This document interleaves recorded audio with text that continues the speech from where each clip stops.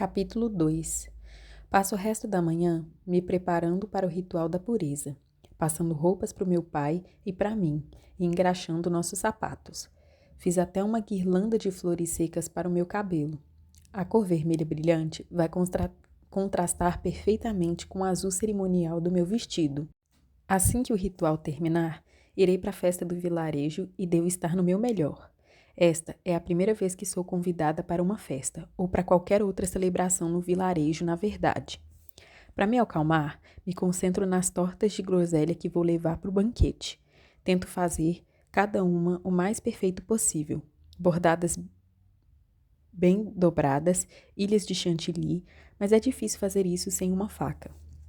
As garotas não têm permissão para ficar perto das coisas afiadas, desde o momento em que completam 15 anos até o dia seguinte ao ritual de pureza. As sabedorias infinitas proíbem, garantindo que não sangremos uma gota antes do ritual. Garotas que se ferem antes de completar 15 anos são levadas ao templo para serem purificadas. Suas famílias são condenadas ao ostracismo. As perspectivas de casamento são destruídas. Desprezadas são as que carregam marcas ou cicatrizes, as feridas e as que sangram, pois poluirão o tempo do Pai infinito. Essas palavras foram repetidas para mim desde que nasci. Se meu pai tivesse mais dinheiro, ele teria me enviado para uma casa da pureza, para passar o ano antes do ritual protegida de coisas afiadas em suas paredes macias e acolchoadas. Mas só garotas ricas como Águida têm condições de pagar casas da pureza. O restante de nós tem que se virar e evitar facas. Estou tão perdida em meus pensamentos que não noto meu pai se aproximando. Deca? Chama ele. Me viro e o vejo trocando o peso de um pé para o outro atrás de mim, nervoso com uma caixa em mãos. Ele a abre com um sorriso excitante. Isto é para você. Ele me oferece o vestido bordado que está lá dentro. Perco o ar, as lágrimas turvando minha visão. É tingido com o azul escuro do ritual e tem pequenos sóis de ouro bordados na barra. Mas essa não é a melhor parte. Debaixo dele há uma meia máscara azul delicada com fitas de seda branca para amarrá-la. É mais bonita do que qualquer coisa que já vi, suave e elegante apesar da base de madeira. Como? Recupero o ar, inflando o peito. Não temos dinheiro para comprar roupas novas, muito menos máscaras. Eu customizei um dos antigos vestidos da minha mãe para o ritual. Sua mãe fez tudo em segredo para você no ano passado, diz ele tirando algo mais da caixa. O colar favorito dela, sussurro. Minha voz está embargada de felicidade. Pego a fina, corrente de ouro bem trabalhada e a delicada esfera de ouro pendurada nela, aquele símbolo antigo e familiar entalhado na superfície. É quase como o coru, o símbolo sagrado do sol. Mas há outra coisa nele, outra marca tão desgastada que nunca consegui compreendê-la, mesmo depois de todos esses anos. Minha mãe usava o colar todo dia, sem falta. E pensar que ela preparou tudo isso para mim há tanto tempo... Meu peito se aperta agora. E eu o massageio tentando acalmar minhas lágrimas. Sinto tanta falta dela, de sua voz, do seu cheiro, do jeito que ela costumava sorrir sempre que me via. Seco os olhos e me viro para o meu pai. Ela garantiu que eu guardasse para você, diz ele. Então, pigarreia, um rubor aparecendo em suas bochechas quando tira a última coisa da caixa. Uma guirlanda de flores frescas, seu tom forte de vermelho brilhando na luz. Mas as flores são um presente meu. O vendedor me disse que elas duram muito. São lindas, digo emocionada enquanto olho para ele. É a primeira vez que recebo tantos presentes. Tudo é lindo, muito obrigada mesmo, pai. Desajeitado, ele me dá um tapinha nas costas. Arrume-se rápido. Hoje você mostrará a eles que pertence. Sim, pai. Eu o obedeço imediatamente, a determinação se firmando dentro de mim. Vou mostrar para eles. Usarei meu vestido novo e flores, e então, quando o ritual terminar, minha nova máscara combinando. Vou usá-la com tanto orgulho que nem Águida poderá me negar. O pensamento me faz sorrir. É fim de tarde quando chegamos ao templo. A praça do vilarejo está lotada. Simpatizantes e espectadores curiosos lutam por espaço. Garotas vestindo o azul cerimonial se enfileiram nos degraus do templo, com os pais do lado. Meu pai se coloca ao meu lado bem quando os tambores soam. e observamos enquanto os Jatu marcham solenemente em direção aos degraus, se preparando para a chegada do ancião Durcas, suas armaduras vermelhas fazendo um contraste reluzente contra o mar de vestidos azul escuros, suas máscaras de guerra distorcidas brilhando à luz fraca do fim de tarde. Cada máscara se parece com o rosto assustador de um demônio e pode ser acoplada e removida do capacete facilmente. Já que as portas ainda não se abriram, eu observo as fortes paredes brancas do templo, seu teto vermelho. Vermelho é a cor da santidade. É a cor que as garotas puras sangrarão quando o ancião Durcas as testar hoje. Por favor, deixe que meu sangue seja vermelho. Por favor, deixe que meu sangue seja vermelho. Eu rezo. Vejo Eufriede na frente, o corpo todo tenso. Ela deve estar pensando a mesma coisa, como todas as outras garotas. Ela está com o rosto descoberto pela primeira vez, embora se incline um pouco para esconder a marca de nascença. As portas do templo se abrem com um rangido, e a multidão se agita. O ancião Durcas aparece no topo da escada, seu rosto franzido e com ar desaprovador de sempre. Como a maioria dos sacerdotes de Oyomo, a missão dele é erradicar a impuridade e a abominação. É por isso que o seu corpo é tão magro e seus olhos tão intensos. O fervor religioso prevalece a se alimentar ou fazer qualquer outra coisa. Uma tatuagem dourada de curu brilha no meio de sua cabeça raspada. Ele estende as mãos sobre a multidão. O Pai Infinito os abençoa, entoa ele. O Pai Infinito abençoa a todos nós. A resposta da multidão reverbera pela praça. O ancião Durcas ergue a lâmina cerimonial aos céus. É esculpida em marfim e mais afiada do que qualquer espada. E no quarto dia, recita ele em voz profunda, usada para essas ocasiões. Ele criou a mulher, uma companheira para erguer o homem ao seu potencial sagrado, sua glória divina. A mulher é o maior presente do Pai Infinito à humanidade, consolo no momento mais difícil do homem, conforto em... As palavras do ancião Durcas se esvanecem para um sussurro conforme minha pele começa a formigar. O sangue é acelerado. Isso vem com uma súbita percepção. A calmaria do vento, o estalar dos pingentes de gelo e, em algum lugar ao longe, o som de passos pesados esmagando folhas caídas. Algo está se aproximando. O pensamento passa por minha mente. Eu me esforço para afastá-lo. Por que isso está acontecendo agora? Meu pai deve ter notado a minha expressão distraída, porque ele suspira tristemente, cerrando os olhos em direção ao sol. Sua mente está sempre inclinada a viajar, Deca. Sussurra a voz baixa para que os outros não escutem nossa conversa. Você é tão parecida com a sua mãe. Quando os lábios dele se curvam pela tristeza, franzo a testa. Você vai ficar com rugas, digo. Então ele sorri, de repente parecendo o homem caloroso que costumava ser, antes que a varíola rubra e a morte da minha mãe o fizessem encolher até que ele se tornasse uma sombra de si mesmo. O sujo falando do mal lavado, você não acha? Brinca meu pai, enquanto a fila começa a se mover. Assinto e volto minha atenção aos degraus do templo. O ancião Durcas terminou sua declamação, o ritual da pureza vai começar. Águida é a primeira garota a entrar no templo, e seu rosto está pálido de nervosismo. Oyomo será a favor dela ou julgará que sucumbiu à impureza? A multidão se inclina para a frente tensa. O burburinho, as conversas sussurradas, tudo se transforma em um silêncio, até que só se ouvem os latidos descontentes dos cães e a respiração ofegante dos cavalos arreados nos estábulos próximos. Momentos depois, um grito assustado irrompe do templo. Águida surge pouco depois, o lenço azul apertado contra o peito, onde o ancião Durcas a cortou com a lâmina cerimonial. Quando ela chega ao topo da escada, tira o lenço e o segura acima da cabeça para mostrar como está empapado de sangue vermelho. Uma comemoração aliviada emerge da multidão. Ela é pura. Os pais vão abraçá-la e o pai, orgulhosamente, coloca uma delicada meia máscara de ouro em forma de lua no rosto dela para declarar a feminilidade recém-descoberta. Ela lança um olhar vitorioso para a multidão, os lábios se curvando em um sorriso quando ela me olha. Quando Águida desce as escadas, a próxima garota entra e o ritual de pureza recomeça. Mantenho os olhos na porta. Vê-la, grande, vermelha e intimidadora, me aflige. Faz meu estômago revirar e as palmas das minhas mãos suarem. O formigamento se intensifica, como um cantarolar baixo agora. Pelinhos se eriçam, o estado de atenção se torna mais agudo. Algo está vindo. O pensamento volta a preencher minha mente.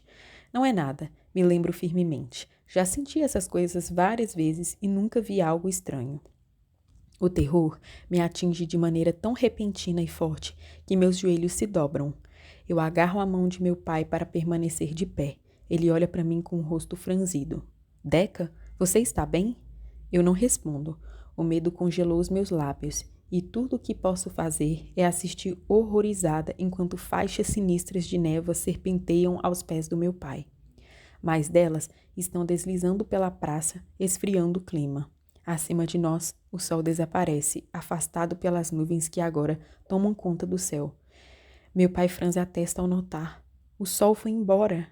Mas não estou mais olhando para o céu. Meus olhos estão na fronteira do vilarejo, onde as árvores desfolhadas pelo inverno estalam sob o peso da neve e do gelo.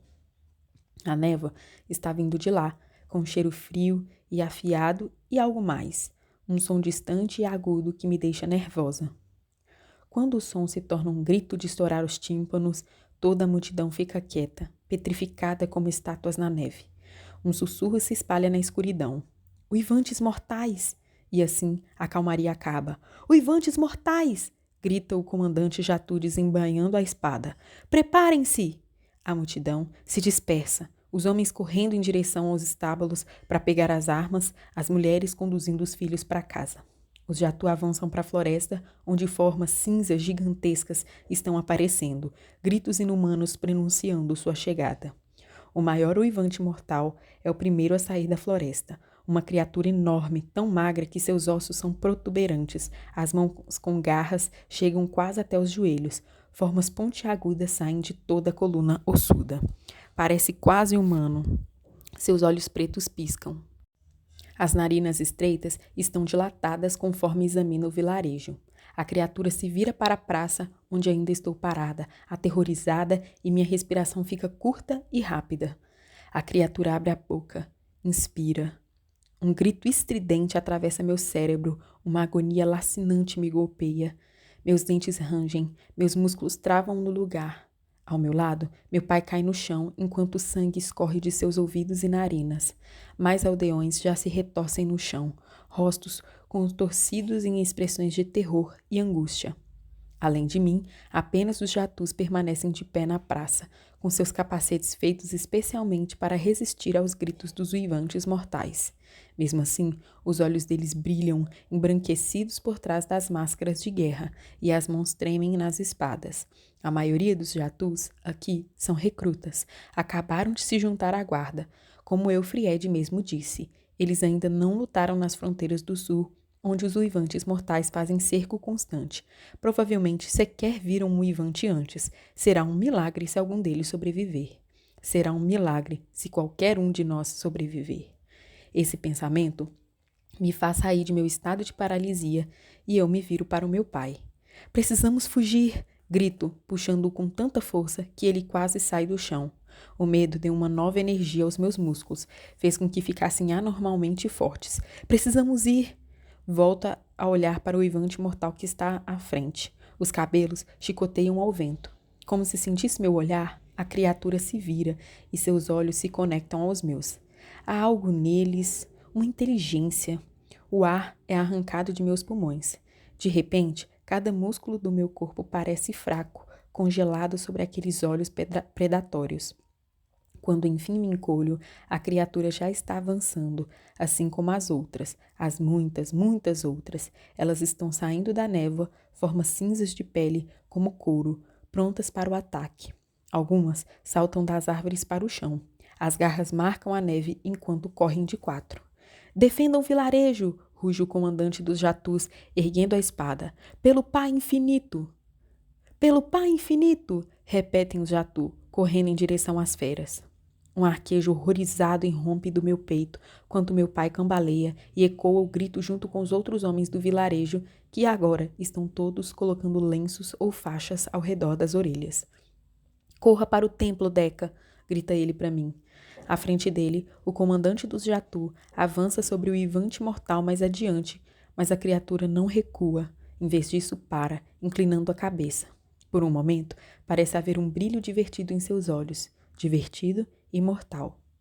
Em seguida, ela se move jogando violentamente o Jatu para o outro lado da praça. O corpo dele se quebra com um impacto. Sangue se espalha por toda parte. Um sinal para os outros uivantes mortais atacarem. As criaturas correm para o vilarejo destruindo os escudos do Jatu, massacrando-os com garras fatalmente afiadas. Gritos ecoam. Sangue jorra. O odor de urina sobe. Os Jatu tentam revidar, mas são poucos e muito inexperientes contra a monstruosidade dos uivantes mortais. Eu observo, o horror me sufoca, à medida que membros e corpos são dilacerados sem compaixão, cabeças arrancadas com alegria feroz. Dentro de minutos, os Jatus são derrotados e sobram apenas os homens do vilarejo. Não os deixem passar, grita o ancião Olan, mas já é tarde demais. Os uivantes mortais atacam os aldeões, ainda saltando sobre as vítimas, outros cortando-as com garras e dentes. Quanto mais os homens do vilarejo gritam, mais frenéticas se tornam as criaturas. O sangue salpica o chão, espalhando o vermelho sobre o branco da neve. Cadáveres se amontoam em um emaranhado de vísceras e folhas secas. É um massacre. Com o terror esfaqueando meu coração, me viro para o meu pai. Ele e outros 2 aldeões estão em um combate contra um uivante mortal, contendo a criatura com espadas e forcados. Ele não vê o outro uivante mortal correndo em sua direção, com sede de sangue nos olhos. Ele não vê as garras se revelando, estendidas para ele. Não! O grito desesperado deixa o meu peito antes que eu possa calá-lo, tão poderoso que parece tomado por outra coisa, algo mais profundo. Pare, por favor! Deixe meu pai em paz, por favor, nos deixe em paz. Os uivantes mortais se viram na minha direção, os olhos pretos injetados de ódio. O tempo parece parar enquanto os líderes se aproximam de mim. Mais perto, até que... Pare! Grito, minha voz ainda mais poderosa que antes. O uivante mortal de repente endurece, a vida esvanecendo de seus olhos. Por um momento, quase parece apenas numa casca, um recipiente vazio em vez de um ser vivo. Os outros uivantes mortais estão da mesma forma, estátuas congeladas à luz do fim de tarde. O silêncio cai sobre o vilarejo. Meu coração martela nos ouvidos, mais alto, mais alto. Então, movimento. O líder se vira e cambaleia em direção à floresta. Os demais o seguem. A névoa rapidamente se afasta com eles, quase parecendo seguir seus passos. Em menos de 1 minuto, eles somem. Estou tomada de alívio, flutuando como se mal estivesse conectada à minha pele. Uma sensação nebulosa me invade, fazendo meu corpo inteiro parecer tão leve quanto um dente de leão. Vou até meu pai. Um sorriso vidrado em meu rosto. Ele ainda está de pé no mesmo lugar, mas não parece tão aliviado quanto eu. Seu rosto está pálido, o corpo empapado de suor. Ele quase parece apavorado. Pai? Chamo estendendo a mão para ele. Para minha surpresa, meu pai se encolhe. Demônio imundo! Grita ele. O que você fez com a minha filha? Pai? Repito. Dou outro passo na direção dele, confusa quando ele torna a se encolher.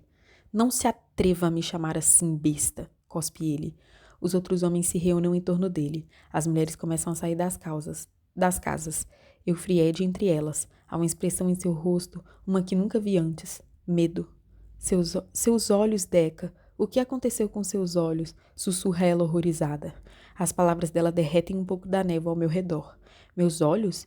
Me viro para o meu pai, prestes a perguntar o que os homens estão falando, mas ele assente para algo atrás de mim. Quando me viro, lá está Jonas, uma espada brilhando em suas mãos. Franzo a testa, confusa. Ele veio me proteger. Será? Como fez mais cedo? Jonas? Ele enfia a espada na minha barriga. A dor é tão aguda, tão ensurdecedora, que mal noto o sangue caindo em minhas próprias mãos. É vermelho, tão vermelho a princípio, mas então a cor começa a mudar, a brilhar.